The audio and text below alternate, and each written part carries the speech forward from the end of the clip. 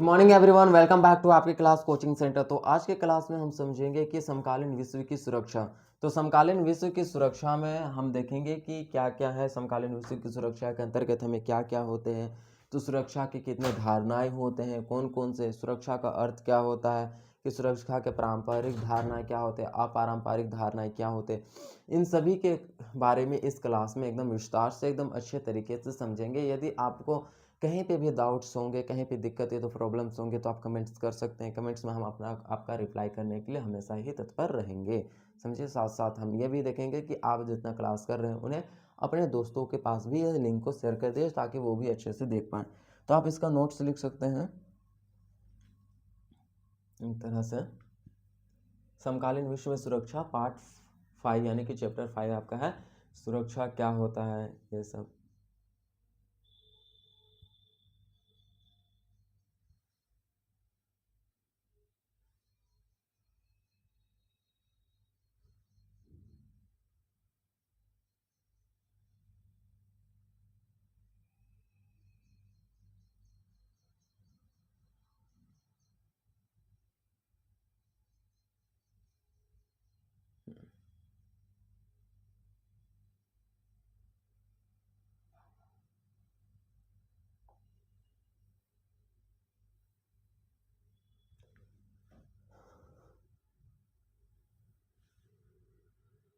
फिर शक्ति संतुलन के बारे में देखेंगे।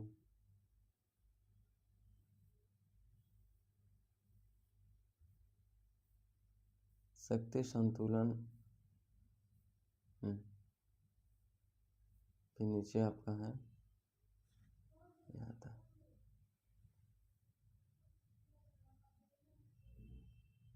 नहीं दिख रहा होगा तो ठीक है, थोड़ा सा बड़ा। चलिए,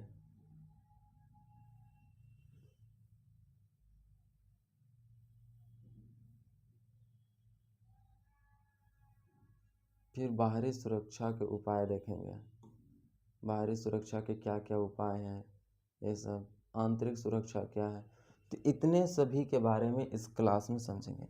तो ये सारे टॉपिक्स के बारे में, जितने भी टॉपिक्स हैं, यानी कि आपके टॉपिक्स ही एग्ज़ाम में दिए जाते हैं, तो ये सारे टॉपिक्स के बारे में समझेंगे अच्छे से, ठीक है।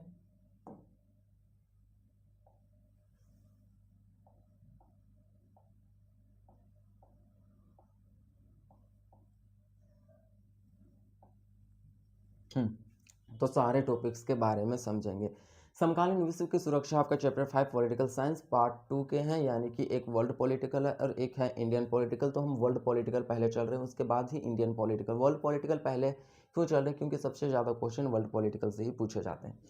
तो हम सकते हैं कि सुरक्षा क्या होते हैं। सुरक्षा का अर्थ देखते हैं। सुरक्षा, तो सुरक्षा का अर्थ हम देखते हैं। सबसे पहले सुरक्षा का अर्थ हम देखते हैं, इसका अर्थ क्या होता है। तो सुरक्षा का अर्थ होता है खतरों से आज़ादी। खतरा, खतरा से आज़ादी, से आज़ादी। आज़ादी ही क्या होते हैं, सुरक्षा का अर्थ होता है खतरों से आज़ादी। हमें तरह तरह के खतरा होते हैं, तो हम उस खतरे से हम स्वतंत्र होते हैं, तो वही हमारा सुरक्षा का अर्थ होता है। सुरक्षा को हम दो भागों में बांट करके पढ़ते हैं। एक होता है पारंपरिक धारणाएं और एक होता है अपारंपरिक धारणाएं। कौन कौन से? पारंपरिक धारणा और दूसरा होता है अपारंपरिक धारणा। परिक धारणा, धारणा। तो ये होता है। तो सुरक्षा को हम दो भागों में बांटते हैं, एक होता है पारंपरिक धारणा, एक होता है अपारंपरिक धारणा। तो पारंपरिक धारणा में बाहर के सुरक्षा को बरते जाते हैं और अपारंपरिक धारणा में हम बाहर के सुरक्षा के साथ साथ महामारी, ग्लोबल वार्मिंग, ये सारे सुरक्षाओं को भी देखा जाता है कि इस सब से हम कैसे सुरक्षा कर सकते हैं।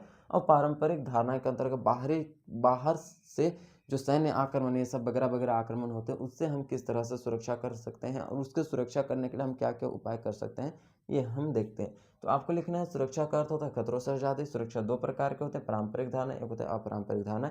तो अभी हम चलते हैं पारंपरिक धारणाएं के अंतर्गत। तो कौन सा टॉपिक आपका होगा? पारंपरिक धारणा, ठीक है। पारंपरिक पारंपरिक धारणा। पारंपरिक धारणा के अंतर्गत हम देखेंगे, आपका पहला टॉपिक होंगे बाहरी सुरक्षा। बाहरी सुरक्षा।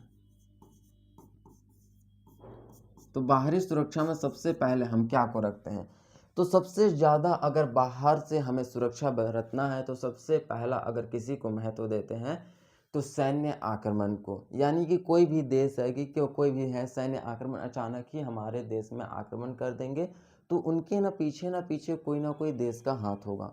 फॉर एग्जाम्पल के लिए आपको देखना होगा कि पाकिस्तान बार बार हमारे देश में सेना या तो आतंकवादी घुसा देते हैं, हमला कर देते हैं, तो उसके पीछे किसका हाथ है, पाकिस्तान का हाथ है। यानी कि सैन्य आक्रमण हो रहा है तो उसके पीछे किन्हीं ना किन्हीं देश का हाथ है। हमें उससे कैसे सुरक्षा बरतनी है, हमें सुरक्षा कैसे बरतनी है। सैन्य आक्रमण में केवल ना तो दो देशों के सैनिक के जान माल की हानि होती है बल्कि आम जनता भी इसमें रगड़ा जाते हैं। जैसे कि आपके भारत के क्या लोग नहीं मारे जाएंगे, क्या पाकिस्तान के लोग नहीं मारे जाएंगे। सैन्य आक्रमण दोनों का टकराव होगा तो पाकिस्तान की सेना और भारत की सेना, दोनों की सेना टकराते हैं तो दोनों देश की जान माल की हानि होती है। दोनों देश की सेना का तो नुकसान होगा, बम गोला हथियार ये सभी को है। नहीं कि बम गोला हथियार जगह पूछ के गिरेगा, नहीं भाई, ये मतलब ये नागरिक है तो हम क्या करते हैं कि थोड़ा तिरछा हो जाएंगे, ये नागरिक है, ये सैनिक है, ये नागरिक है, ये नागरिक है, आपके मान के चलिए ये नागरिक है और ये सैनिक है यहाँ पे, ठीक है। तो कहा कहेंगे हम बम आना है कैसे कि कोई देश का बम इस तरह से गिरेगा यहाँ, नहीं ये तो नागरिक है, मूव कर लो या कटिंग कर लो। क्यों, क्या बम गोला कटिंग करने वाला सिस्टम? नहीं, जिसके ऊपर गिरेंगे उसको तो लगेगा ही लगेगा, सॉरी लगेगा ही लगेगा। क्या जगह पूछ के गिरते हैं, या खेत है यानी कि यहाँ पे कृषि बहुत ही अच्छे फसल है, थोड़ा रेगिस्तान इलाका में गिर जाते हैं, ये कहेंगे बम गोला, ये कह के गिरते हैं ना। क्या उस दुश्मन पूछ के गिरते हैं कि तुम दुश्मन हो कि दुश्मन नहीं हो, ये पूछ के गिरते हैं? नहीं, वो कहीं पर भी गिर सकते हैं। तो सैन्य सुरक्षा में हमें बहुत ही ज़्यादा हानि होते हैं। इसके लिए हमें क्या होते हैं, देश के जितने भी स्वतंत्रता हो गए, प्रभुता हो गई, एकता, अखंडता, इन सभी का भी बहुत ज़्यादा से ज़्यादा नुकसान होता है। आप होता है कि नहीं, बोलिए, होता है। यही हमारा होता है बाहरी सुरक्षा। तो बाहरी सुरक्षा में सबसे ज़्यादा किन्हीं को महत्व दिया जाता है तो वो होते हैं सैन्य आक्रमण। सैन्य आक्रमण बाहरी सुरक्षा में सबसे ज़्यादा किन्हीं को महत्व दिया जाता है तो सैन्य आक्रमण। सैन्य आक्रमण में क्या होते हैं, नागरिक का भी जान जाते हैं, जितने भी नागरिक हैं उनके भी क्या जाते हैं, जान जाते हैं।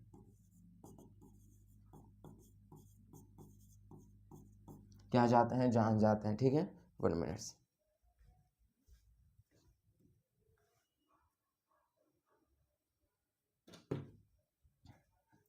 तो चलिए, कहाँ थे आपके, थोड़ा सा इसके लिए आपको सॉरी, मतलब कुछ काम था। तो क्या जाते हैं, सैन्य आक्रमण क्या जाते हैं, नागरिक के जान जाते हैं बशर्ते हमारे देश की स्वतंत्रता स्वतंत्रता हो गए, संप्रभुता हो गए, संप्रभुत्व हो गए, साथ साथ एकता, अखंडता,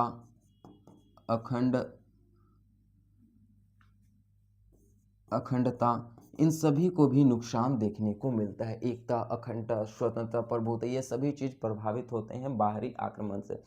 तो बाहरी सुरक्षा में सबसे पहला हमें सैन्य आक्रमण को रखते हैं कि सैन्य आक्रमण क्या पूछ के करते हैं, नहीं करते हैं ना भाई, कभी भी वो आक्रमण कर सकते हो। जिसका आक्रमण किन्हीं न किन्हीं देश का होगा, किन्हीं देश का हाथ होगा। जैसे कि आप देखें कि 2024 से 25 में पहलगांव हमला हुआ था। क्या पहलगांव हमला में पाकिस्तान हमारे देश में सेना या तो आतंकवादी नहीं घुसाए थे भाई। उन्हें तो धर्म के नाम पर पूछ करके हमारे भारत देश के सभी नागरिकों पर गोली चला दी। जितने भी वहाँ घूमने के लिए गए थे उन पर, जितने भी एक नेवी भी थे, मतलब एक नेवी के जवान थे, उन्हें भी मारा गया था। तो उसी के लिए तो ऑपरेशन सिंदूर चलाया गया था। तो क्या इसमें क्या आम नागरिक चपेट में नहीं आते हैं? बिल्कुल आते हैं, इससे आम नागरिक चपेट में आते हैं। तो सबसे पहला बाहरी सुरक्षा में पारंपरिक धारणा के अंतर्गत सबसे पहला देखा जाता है बाहरी सुरक्षा, और बाहरी सुरक्षा में हमें सैन्य आक्रमण सबसे ज्यादा प्रभावी देखते हैं। हम क्या कर सकते हैं, ऐसे सैन्य आक्रमण या दूसरा देश आकारण ही हमारे ऊपर आक्रमण कर देते हो तो इससे हम क्या कर सकते हैं, तो इसके लिए हमें सबसे पहला हमें शक्ति संतुलन स्थापित करना चाहिए। शक्ति संतुलन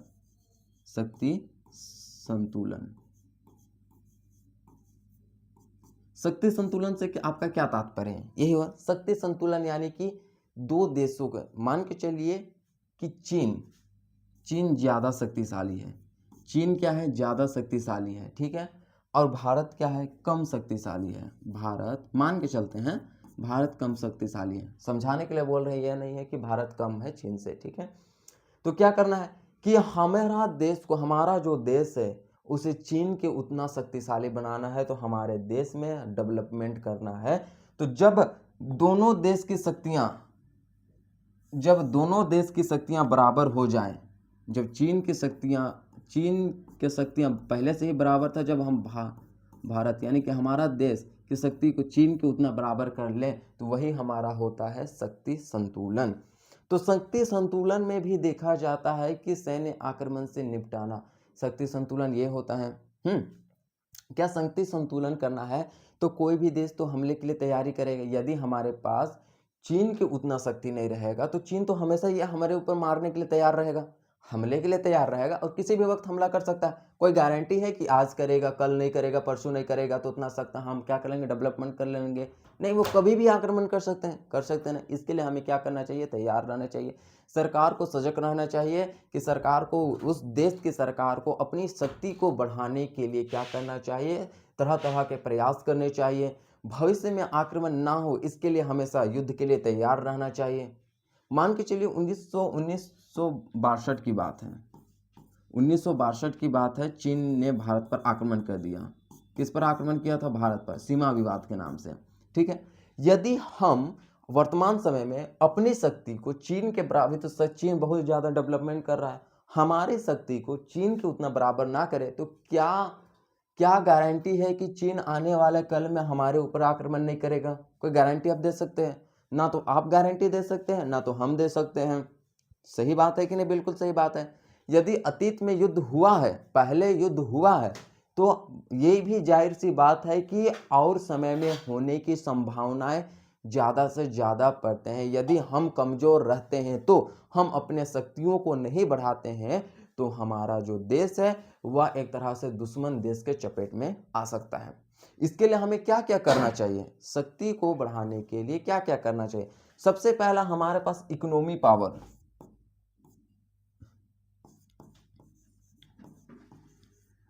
इकोनॉमिक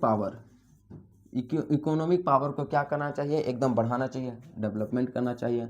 हमारे पास टेक्नोलॉजी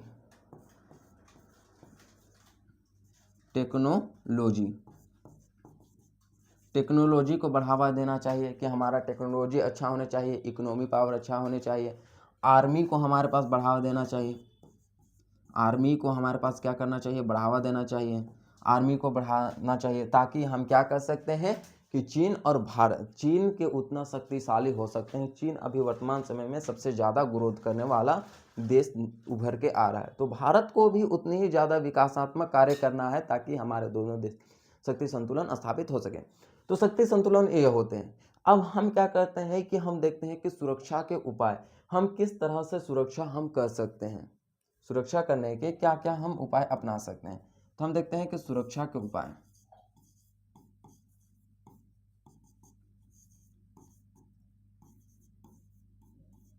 सबसे पहला टॉपिक है सुरक्षा के उपाय। आपको हम पूछते हैं कि आप मान के चलिए चीन से हमें सुरक्षा पाना है, तो आप क्या क्या उपाय कर सकते हैं? मान के चलिए मैं चीन हूँ, आप भारत हैं, ठीक है। मेरे से सुरक्षा पाने के लिए आप क्या क्या तरीके अपना सकते हैं? खुद सोचिए, मेरे बताने से आपको क्या होगा? आप खुद दिमाग लगाइए और सोचिए क्या क्या कर सकते हैं। तो मैं बताता हूँ। हमें चीन से सुरक्षा करने के लिए सबसे पहला हमारे पास जो विकल्प होगा वह शक्ति संतुलन होगा। शक्ति संतुलन को बढ़ावा देना चाहिए, संतुलन करना चाहिए, ठीक है। शक्ति संतुलन को बढ़ाना चाहिए। दूसरा विकल्प हम क्या कर सकते हैं? सैन्य शक्ति को बढ़ाना चाहिए, सैन्य शक्ति को बढ़ावा देना चाहिए। और भविष्य में युद्ध ना हो इसके लिए हमेशा युद्ध के लिए तैयार रहना चाहिए। युद्ध ना हो तो उसके लिए हमेशा युद्ध के लिए तैयार रहना चाहिए। युद्ध के लिए क्या रहना चाहिए? तैयार रहना चाहिए, ठीक है। तैयार रहना चाहिए हमेशा। भविष्य में युद्ध ना हो उसके लिए युद्ध के लिए तैयार रहना चाहिए। और चौथा, गठबंधन की नीति अपनाना चाहिए। चौथा हम कह सकते हैं गठबंधन की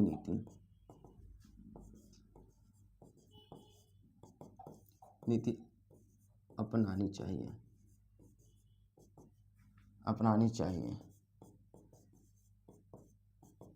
तो तीसरा हम कह सकते हैं गठबंधन की नीति अपनानी चाहिए। किन्हीं न किन्हीं देशों के पास यदि हमारे देश पर सैन्य आक्रमण होते हैं तो हमारे पास सुरक्षा के मात्र 3 ही विकल्प हो जाते हैं। हमारे पास 3 ही विकल्प रह जाते हैं।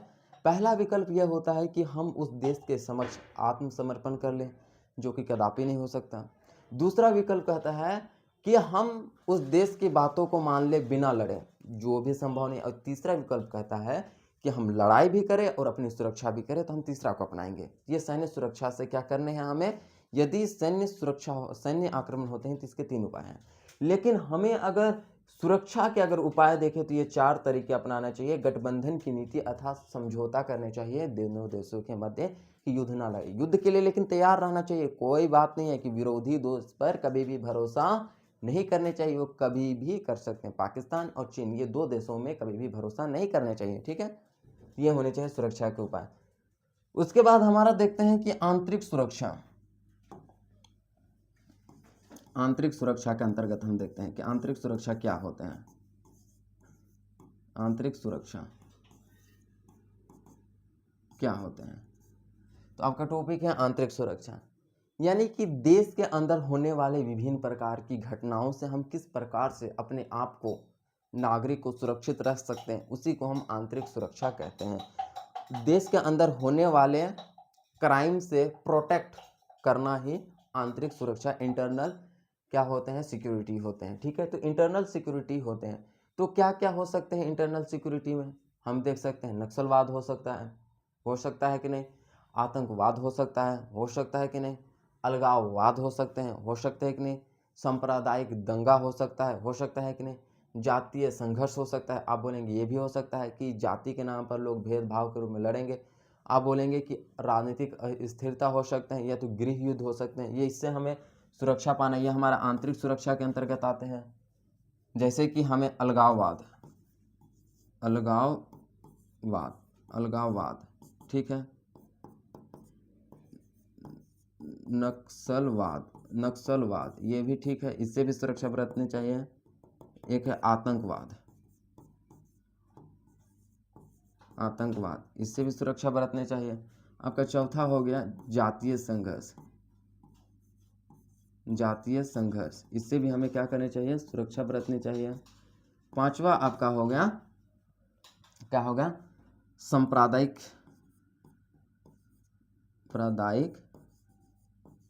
हिंसा कह सकते हैं।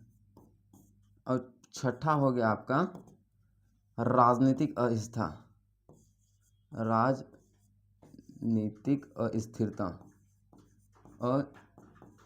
अस्थिरता, इसे ही हम क्या कह देते हैं, गृह युद्ध कह सकते हैं। इसे हम क्या कह सकते हैं, गृह युद्ध हो सकते हैं। मान के चलिए आपका अलगाववाद, कभी भी आक्रमण हो सकता है देश के अंदर, अलगाववादी संगठन काफ़ी ज़्यादा है। नक्सलवाद, अनेक क्षेत्र में, जंगल एरिया में जाइएगा कि उठा के ले गए, किन्हीं को पता चलेगा, तो वो क्या हो, ये नक्सलवाद है। जैसे कि आपका छत्तीसगढ़ का, ये है आपका छत्तीसगढ़ का स्ट्रक्चर। तो छत्तीसगढ़ के जो स्ट्रक्चर में आपको यहाँ पर मिलेगा बस्तर जिला। ये बस्तर जिला को रेड कोरिजन कहा जाता है, क्योंकि यहाँ पे सबसे ज़्यादा नक्सलवाद पाए जाते हैं वहाँ पे। तीसरा है आतंकवाद से भी हमें सुरक्षा पाना है कि आज हम देखते हैं, आज के भारत में, वर्तमान भारत में जातीय संघर्ष, कि जाति के नाम पर भेदभाव, छुआछूत, ये सारे बहुत सारे देखने को मिलते हैं गाँव घर में लेकर के, कहीं पर आप जाइएगा। तो इससे हमें किस तरह से हमें सुरक्षा पाना है, ये हमारा जातीय सुरक्षा संघर्ष हो गया। सांप्रदायिक मतलब धर्म के आधार पर लोग मारे जाते हैं, मतलब एक दूसरे से लड़ाई करते हैं, हिंदू धर्म, मुस्लिम धर्म के आधार पर भी लड़ते हैं, तो वह क्या हो गया, सांप्रदायिक हिंसा के अंतर्गत आ जाता है। राजनीतिक अस्थिरता यानी कि गृह युद्ध, कहीं पे आंतरिक अहिंसा हो जाते हैं, लड़ाई हो जाते हैं, चाहे वो सेना हो, चाहे राजनीतिक पॉलिटिशियन हो, कि सेना लोकतंत्र पर हावी पड़ जाता है, तो यह क्या हो जाते हैं, एक प्रकार से गृह युद्ध हो जाते हैं। देश के अंदर यदि 2 गुट होते हैं, हमारे देश 2 भागों में बटा है, एक है उत्तर भारत, एक होता है दक्षिण भारत। समझाने के लिए, ऐसा नहीं है कि हमारा देश अलग है, ठीक है, समझाने के लिए बता रहे हैं, ये हमारा तो मान के चलिए कि उत्तर भारत और दक्षिण भारत ये दो देशों में बांटते हैं और पढ़ते हैं, तो ये क्या हो सकते हैं, एक गृह युद्ध हो सकते हैं कि देश के अंदर ही दो गुट आपस में लड़ रहे हैं, तो ये क्या है, एक राजनीतिक अस्थिरता है, गृह युद्ध है। यही हमारे क्या हो जाते हैं कि, लेकिन हमारा देश ऐसा नहीं, दक्षिण भारत और उत्तर भारत ये हमेशा एक है, क्योंकि भारत एक यूनियन है और भारत को अलग करने वाला कोई भी हमें अलग नहीं कर सकता भारत के देशों को, क्योंकि भारत एक यूनियन संघ है। ठीक है, लेकिन आपको हम समझाने के बताए यही होता है कि आंतरिक सुरक्षा की अंदर वाले होने वाली घटना, अंदर वाले होने वाली जो समस्या है, उस तरह से हम किस तरह से अपने आप को सुरक्षित कर सके, वही हम आंतरिक सुरक्षा कहते हैं, जो कि आपके ये दिए हुए हैं इतने सारे आपके क्या है हिंसा करने के, यानी कि इससे किस तरह से सुरक्षा पाया जाए, कि अलगाववाद से किस तरह से हम सुरक्षा पाएंगे, नक्सलवाद से, आतंकवाद से, जातीय संघ, सांप्रदायिक और राजनीतिक अस्थिति या गृह युद्ध से किस तरह से अपने आप को क्या कर सकते हैं, हम सुरक्षित कर सकते हैं। तो एक बार रिमाइंड कर लें क्या क्या पढ़े हम लोग। सबसे पहला रिमाइंड कर सकते हैं हम,